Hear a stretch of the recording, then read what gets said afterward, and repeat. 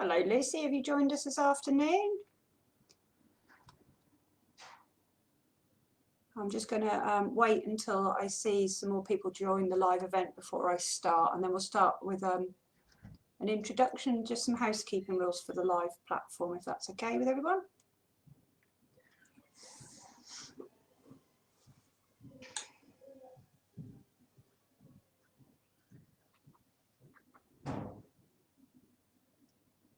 There's a few more people saying hello to me in the chat box. Lovely to hear from you this afternoon.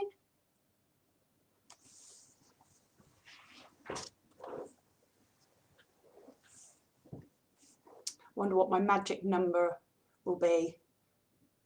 We're up to 24 at the minute, guys.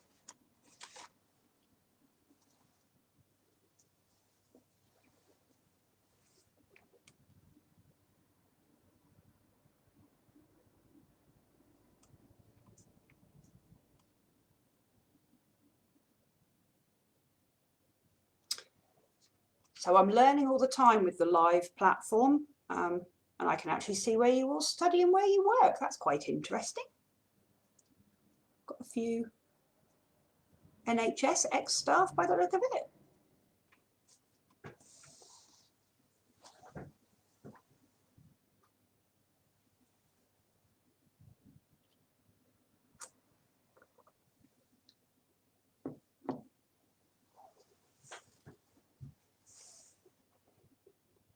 Hope you've all made a cup of tea, and you've got to listen to my dulcet tones for the next hour, guys. So grab a tea or coffee and have a comfy seat. Some of you are probably on your lunch break as well, anyhow, if you're at work or remote working at home. So I'll let you have a few minutes and wait for a few more people to join, if that's okay.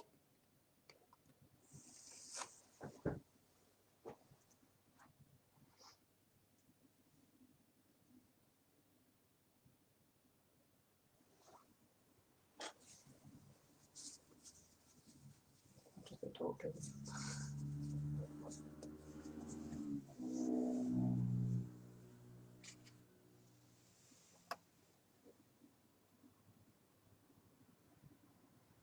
I think this is probably a good time to start. We've got 42 people watching at the minute live, and I'm very well with a live event. People will probably pop in and out, and that's absolutely fine.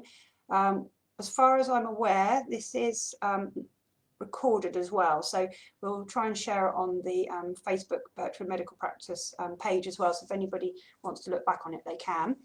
Now this is the first time Birchwood Surgery has gone live, so I will apologise now if there's any hiccups. I will also appreciate any feedback. We're hoping that if this seems to be really successful, it's something that we might like to look to do moving forward. Digital world has obviously moved on a lot with COVID, and it's quite a good way to connect with our community. So if anybody has thoughts of what else they might like to see if they feel that this has been successful, please do let us know, and it might be something we do as a regular occurrence, or maybe once a month as a live event. All right, so I think what I'll do is I'll start with just a few housekeeping rules, I think, which to make the space nice and safe and secure for us all. So obviously, my name is Donna. I'm General Practice Nurse at Birchwood Surgery. Got a special interest in women's health, working in a team of nurses. There's 12 of us in total. I would like to say this platform today is mainly for information. It won't be used as a consultation platform, so please, if anybody has any medical concerns, please ring the practice in order to get them addressed. You are obviously welcome to post questions in the chat box. I've got somebody monitoring that, so if we need to answer any, then we can. Equally, if there appears to be too many questions for me to answer this afternoon, then what we'll do is we'll collate them all together, and I'll put them like in a question and answer form and paste on our page so people can view them over the weekend. I think that's it from housekeeping. Obviously, from that point of view, I would like things to stay non-personalised, and no names relating to other people, and certainly no patient details will be addressed in this live chat. Okay, so what I thought we'd do today, if it's okay, is address sort of like cytology screening for our population. And we know COVID, well, it's been with us near on a year now, in March, hasn't it? And what I wanted to do is just basically reassure women that when it comes to your cytology screening, we are still here. The door may be locked, but all the clinicians are still working behind the door. We're still providing the service for cervical screening because obviously it is a preventative cancer pathway measure, and we don't obviously want to see an increase in any cervical cancers due to the COVID situation. With regards to that, I think I'll give you an overview of the screening programme, if that's okay, and what that means for yourselves and coming into the practice. I'll then go through, I thought, sort of like a mini demonstration of what happens for maybe people who haven't been for a cervical screening, might be being a bit anxious about it, and often we like to talk women through their procedure so they have a bit more reassurance. So I thought I'd do that on the screen today. And then I'll just sort of go through what the results might mean when you get your results. So it's taking you on like a journey of having a cervical screening process. So the cervical screening programme was brought in 1988. It's been very, very, very successful. I would like to mention that the cervical screening programme is not there to check for cancer. It is a preventative measure. It's there to check for the health of the cervix. So we're looking for potential changes on the cervix that could become cancerous if left undiscovered. Hence why we've got Cervical Cancer Awareness Week this week, and there's been a real push, which there is every year, to try and encourage the uptake of cervical screening, to encourage the understanding of why we want cervical screening to happen for all women. And like I said, in general practice throughout, that still is occurring throughout the pandemic. So with the cervical screening, we're screening a healthy population, so we're not expecting to find that you've got any abnormalities. We are sending out through the recall system a letter for yourselves, and your first invitation for cervical screening is at the age of 25. So the recall system sends you a letter for which, when you receive that, you are welcome to then ring your practice and book yourself an appointment. Clinicians within this practice are all trained in cytology, so there are many of us nurses that are operating cervical screening clinics on most days of the week. Once you then have that letter, you've got your appointment, you'll attend the surgery. We will all be in PPE, so we'll have masks on and our pinnies, and we would ask you obviously to wear your mask as well. The consultation room is where the clinician will take you, and they'll talk you through the process of what cervical screening process is for you. We also would ask to have blood pressure done, so we're just basically doing your general obs as a well-being check. We'll often ask questions about your menstruation history, sexual health history. If we have any concerns about undiagnosed or irregular vaginal bleeding, we would ask that also. At this point, it might be that we have to either suggest a different diagnosis is made and an assessment is through the gynaecologist if we're concerned that the diagnosis of a bleeding is incorrect. If we're quite happy to go ahead with cervical screening, then we'll start that proceeding for you. You'll be asked to lay upon the couch. The couch is going to have a dignity blanket on to give you some reassurance that you're not laying there absolutely starkers, basically. There is a curtain that can be pulled around the screen as well. We are aware that it can be, for some people, quite an anxious procedure, slightly undignified in nature.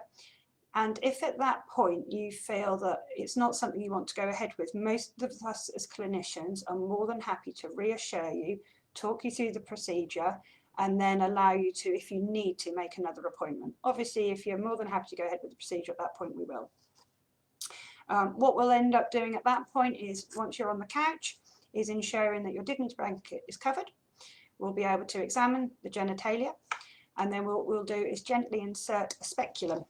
Now, in days gone by, we used to use the metal speculums. You'll be very pleased to know they're well and truly gone now. And we have nice plastic speculums, which are much gentler to insert, and much better for a clinician to use. We get a really good visualization of the whole of the vaginal canal, so it's really useful for us as well. The other thing I would say about vaginal speculums is that they do come in different sizes, so we can obviously assess whether we need to use different sizes to make the procedure much more comfortable for yourself. Once we've inserted the speculum into the vagina, what we're looking for is we're looking for your cervix now, ladies. Your cervix feels like the end of your nose. Now, I'd imagine you're all sitting there right now, probably touching the end of your nose, thinking, oh, that's interesting, that's what my cervix feels like. So that's what your cervix feels like. In the middle of the cervix is what we call the os. The os is a little tiny hole, so it can feel like a bit like a dimple. So if you were to be able to feel your cervix, you'll find a little dimple. That's called the os. And it's from the os that we take a sample of cells. And these cells are what we're looking for to see if there's any changes. So the cells that are taken with a really lovely fine little gentle brush like this. So way back in the days, and you might have heard of different generations talking about the fact that they used to have to scrape the cells off and it used to be uncomfortable. This little tiny fine brush, which I can demonstrate, is more textured to just sweep around and collect cells from the cervix. Those cells are then transferred into a little pot like this. Don't know how well you can see that. If I move it that way actually. And this is called liquid-based cytology. So your cells are transferred from the little tiny brush into this pot in order to be sent off to the laboratory. So what does that mean for you and your cells? So when your sample gets sent to the laboratory, what they're looking for is a particular virus. The virus is called human papillovirus. It is a precursor for any cervical cell changes. So the first part of your screening program is the element of looking for what we call human papillovirus. So this is what's looked for in the laboratory. Now, human papillovirus has become more known of in research, and it's been identified as one of the main causes of genital warts and one of the main precursors for cervical cancer. So in 2019, all cervical screening samples were tested for HPV and not the cell changes at that point. So what that means is when you get your letter, when you get your results, it will suggest that your HPV status is absolutely negative, so no HPV sitting on your cervix, so it's a virus that just sits on your cervix, or you could be told that you have HPV in a higher level sitting on your cervix, and we need to repeat your test in a year, or it could be that we've found HPV sitting on your cervix, and then in the laboratory, they then look at the cells much more closely under a microscope to see whether the HPV virus has altered the cells on the cervix. So we've got 3 stages to your sample really. We've got HPV negative, so that basically means your cervix is really healthy, no virus sitting on there. You are quite acceptable to wait another 3 years for your natural recall for your cervical screening. If you've got HPV sitting on there, but when they look at it in the laboratory, there's absolutely no cell changes whatsoever, you will just be asked to come back and see us in a year's time so we can see whether that virus is either gone or if that virus is still present. Or thirdly, if there's HPV present and then there's cell changes on the cervix, then you will be asked to go to the colposcopy unit for them to do a more detailed examination of the cervix and possibly take a little tiny biopsy to look at the damage to the cells caused by the virus. So that's the journey of the human papillovirus sitting on the cervix. So human papillovirus, some of you may or may not have heard of it. So we protect against strains of human papillovirus with the HPV injection. So those of you who have got children will be offered that. The females have already been offered that in school, and that is to try and help reduce the chances of them contracting HPV. It is now also being used in the males as well, because we do also know that HPV in its own right is being found in penile, anal and head, neck, mouth cancers. So whereas it was just purely thought of firstly for cervical cancer, it's now been linked to other cancers. So hence why now the HPV vaccination program is rolled out for males and females, and that's given by the childhood immunisation team within high schools. I will say on the back of this, because I know we've had quite a few queries come through into the practice, I'm very aware, this is going a little bit off topic, but I think it's quite important, that we're getting quite a few calls to suggest that obviously your young people aren't in school at the moment, and concerns about them missing their vaccination. Just to reassure you that obviously when school's back up and running, the childhood immunisation team will be doing a recall, because there will be a big catch-up programme which will be required in order to get them vaccinations in. So that's a bit of background information about human papillovirus, the vaccination programme, what it means to your smear, and I will also equally suggest that human papillovirus is just a bit like a common cold, we call it, sitting on the cervix. So we know that we will be potentially infected with it as soon as we become sexually active. So there has been some confusion in the past that this has been classified as a sexually transmitted disease. And I always argue this factor that it's a virus you get because we are sexually active. It is not to suggest that it is a sexually active disease like the chlamydias and gonorrheas. Now the virus itself, it is cleared in about 2 years for the majority of us. So like any virus, our bodies can clear it, it can shift it. So if you were to get an HPV test on the cervical screening program, don't be alarmed if they let you go 1 year with an HPV positive, and then if the second year it's HPV positive again, they let you go another year. So they will leave you 2 years in a row with having HPV on the cervix before they need to intervene, unless of course either of those appointments and that screening process, it shows that the cells have been affected. That's when you'll get referred to colposcopy. So it's a virus that we know a lot about. It's been very proactive in vaccinating, and it's giving us really good results in trying to reduce down the cervical cancer figures. So I think from that point of view, as long as I've got no questions coming in on HPV, so if anybody's got any questions on HPV, because it's quite a big subject and what it means to your cervical screening sample, please do write them in the box and I'll try and answer them for you. I haven't seen any coming up. Yeah, no, lovely, okay. So I'll carry on from that point of view if that's okay.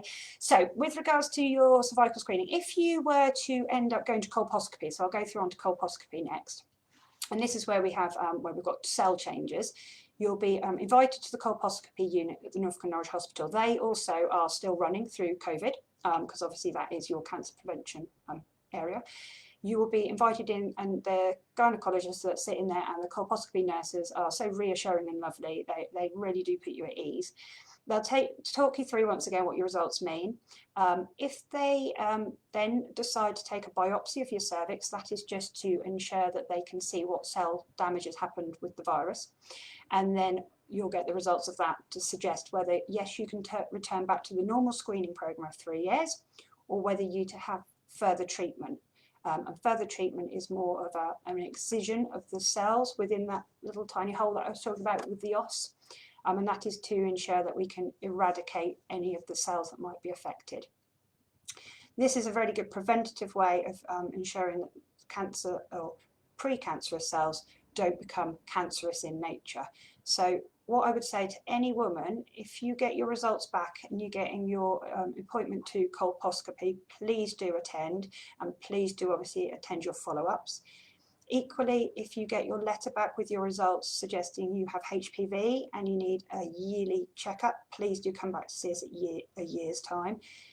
It's often, sadly and unfortunately, when these follow-up appointments don't occur is when the cell changes then become more aggressive in nature and potentially can cause us to have incidences of cervical cancer.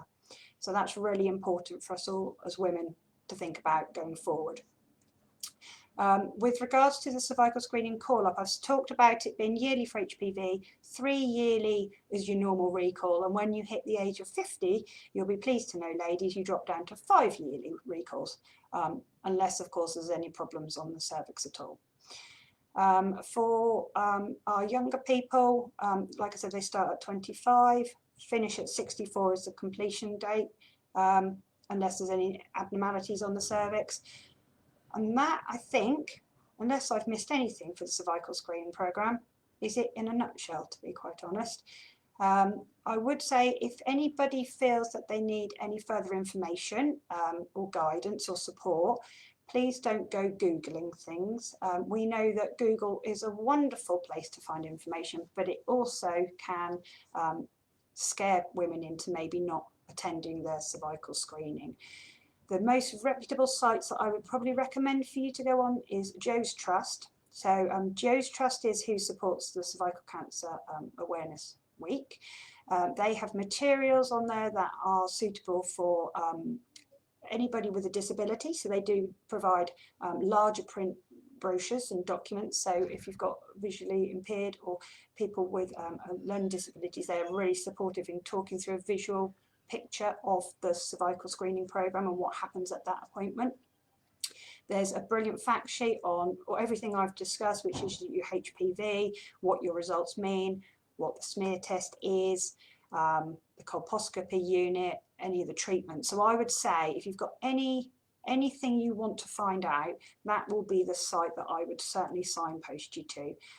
Another one that's quite useful is called the Eve Appeal. That's quite informative as well, but like I said, Joe's Trust is the one that I would use the most frequently. Obviously you've got your NHS sites as well, which are always very useful, but the Joe's Trust is the one, and at the moment they've got loads on there because of the fact it's a cervical screening awareness week. Is there anything else that I need to miss? Bearing in mind I know this was going on for an hour. Now the interesting factor when you're doing a brand new platform and a brand new kind of experience is you never quite know how long to give yourself. So you lot might actually get away with only listening to me for half an hour instead of an hour, which will give you a really nice half an hour lunch break, I would imagine. I will just hold up, which I'm aware I didn't, but I didn't want to do it just in case it made anybody concerned, the kind of the instruments that we use. So I've discussed it all. So I will show you, just because I'm going to go for another 5 minutes with you guys. I am going to show you the inside of what your cervix may look like, because what you'll realise, ladies, is you don't get to see that bit.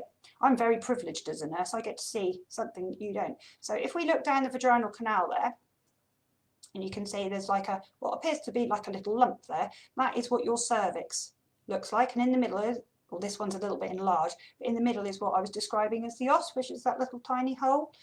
Now, what we find as clinicians, when we visualise the cervix, we can see if there's abnormalities, we can see if there's anything we need to be concerned about to refer you on to hospital. Women's cervixes can look quite different in nature, and the little os hole can look quite different whether we've had children or haven't had children. That's quite normal, and it's within that little hole. Now, this is where I try and work my magic by popping that in there.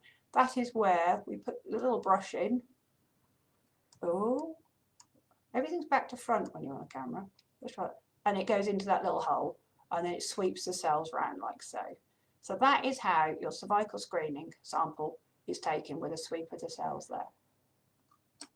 Visual things are really good because that will stick in your mind now as to know what happens. And when we were talking about the speculums, and I suggested that obviously the speculum insertion for some people can be seen to be maybe a little bit of an anxiety-driven experience. Just to reassure you, ladies, we do get them in differing sizes, and I don't know how well you're going to be able to see that on the screen.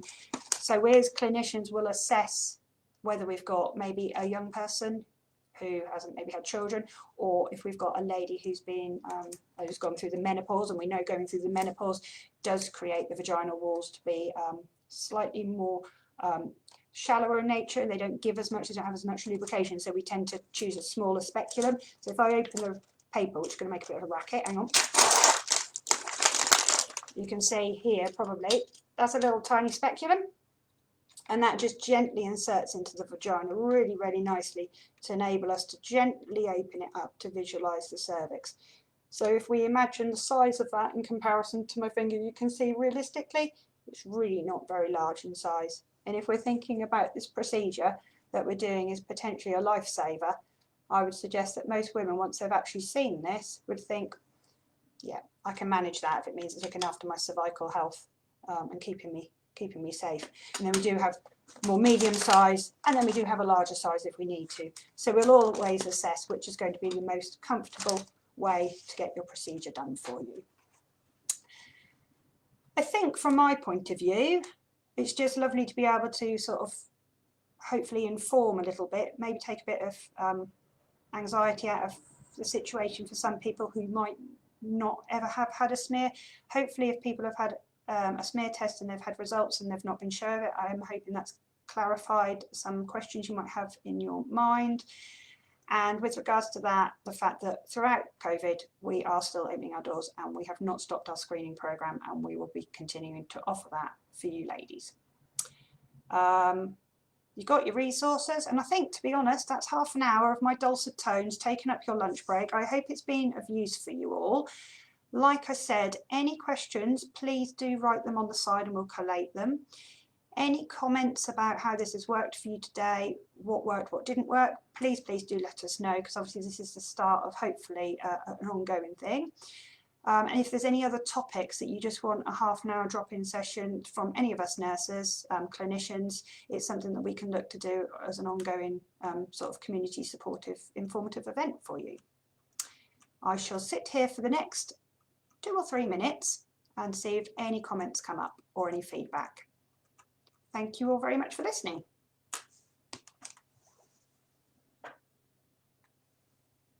And if you're all really quiet and my numbers go down, I know that you've all had enough and you've all gone back to work.